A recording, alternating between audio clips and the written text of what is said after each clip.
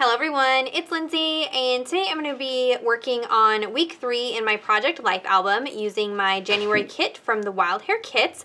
And I've pulled several different papers and cards out in different blues. I think I'm going to kind of stick to a blue theme, and that'll make it easier to mix and match products. I am only working on one 12 by 12 pocket page. We didn't have a whole lot of photos from this week, so I'm just going to have larger photos and a little bit of journaling. I have pulled out a stamp set from a past Wild Hare kit. I'm not sure that I'm going to use it, but just in case, I pulled it out. And I also pulled out a embossing folder that I think I'm going to use with some white cardstock just to kind of break up some of the patterns and colors that I am using. So let me go ahead and put you on fast forward and we will get this layout put together.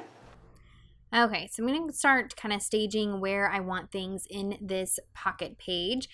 And I pulled out a whole bunch of journaling cards and papers, all with the kind of different shades of blue, and that's going to be how I work with all these different cards and pattern papers.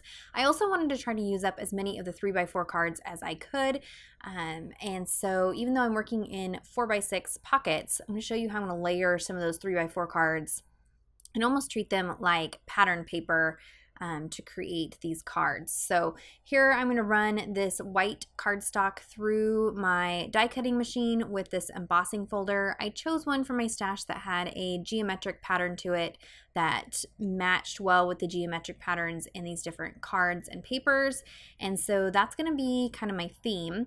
And I wanted to use those white cards to kind of break up the layout a little bit so it's not all pattern paper, but adding that little bit of embossing just adds some texture and interest to it, so it's not just plain white cardstock.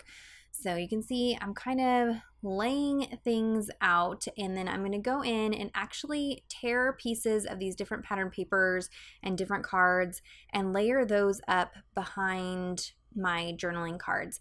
And by adding these torn scraps, kind of breaks up all of the geometric shapes and the lines, and things were looking a little bit harsh for me. I normally reach for lots of texture, things that are very soft, more muted colors and florals, and that's kind of what I reach for. So this month's kit was totally out of my comfort zone because it was bold colors, bold geometric shapes, and so adding these torn scraps kind of softens the look a little bit and makes it feel more like my style. So I can layer these up, and it also brings in all those different shades of blue.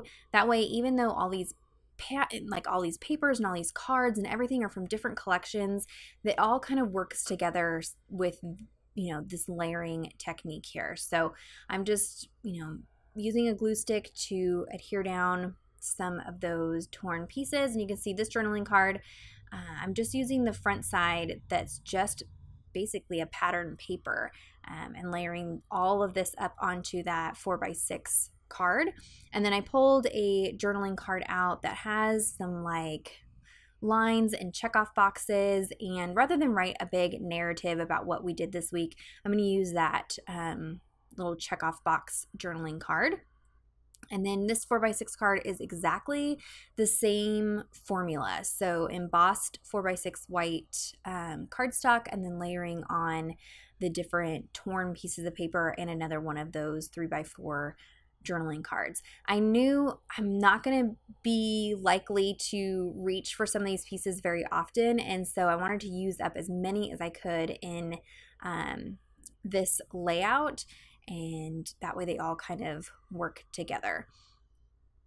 Overall, I ended up really liking how this spread came out, and it worked because the photos had like blues and greens, and this photo here of the boys and I wasn't the right colors. We were wearing like really bright colors, so I went ahead and changed that to black and white just so it would fit in with the layout a little bit better. And I used a 3x4 card to layer behind that photo, and then layered another torn piece of paper, and that kind of pops off of that 3x4 piece of pattern paper up in that top corner. So at this point, I'm just kind of eyeballing things before I stick it down. I was really nervous all along the way as to how this was going to come together because it was like 50 shades of blue and lots of different things going on. But overall, I really like how it turned out. And I think by using those white 4x6 cards, kind of breaks things up a little bit and makes it not so overwhelming. There's some space for your eyes to rest. This photo here is our selfie on Sunday. I decided each Sunday before we go to church, I'm going to do a little selfie, either of the boys and I, or all four of us, depending on if Dave's working or not. And so each week we will have that kind of consistent photo throughout the album, so that'll be a lot of fun. This journaling card I chose because it had plenty of journaling lines, so I could journal out the story here where the boys actually got on honor roll for the first semester this year, which is super exciting. Less than half of their class was on honor roll, so I'm super proud of them. So I grabbed a photo of them at their award assembly and journaled that.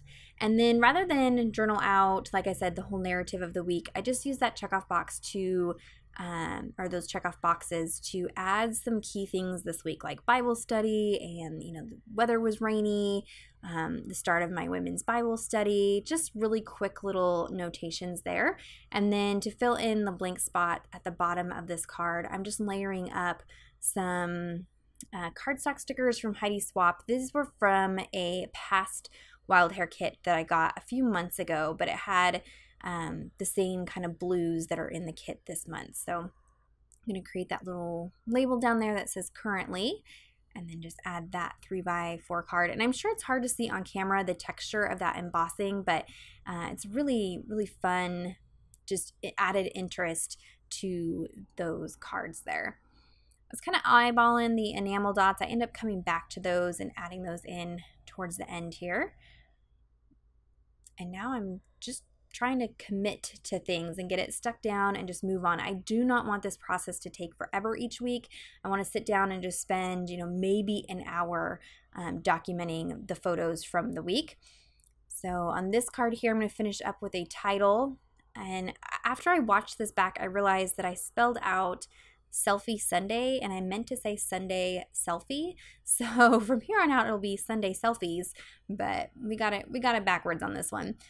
These blue thickers came in my kit this month, so sticking with that blue theme, and they're a like thinner font, so I can spell out kind of longer words on these cards here. So, and there were a couple of them where I wasn't careful when I pulled them off of the backer sheet, and it started to kind of peel off the backer, but I just added some glue stick to it and it worked just fine to stick those down that way. I'm just trying to be careful not to cover up that photo. I absolutely love that photo of the boys and I. It was really, really fun, like just spur of the moment shot, and I really like how that turned out with the black and white there.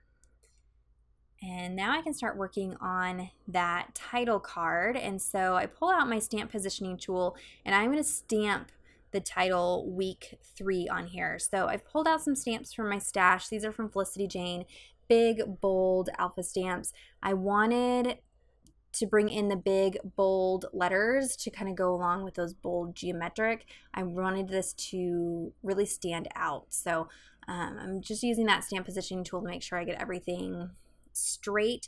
With alphas like this, it's pretty noticeable if you get them like crooked or not quite right. So I'm just using that tool to kind of help position things.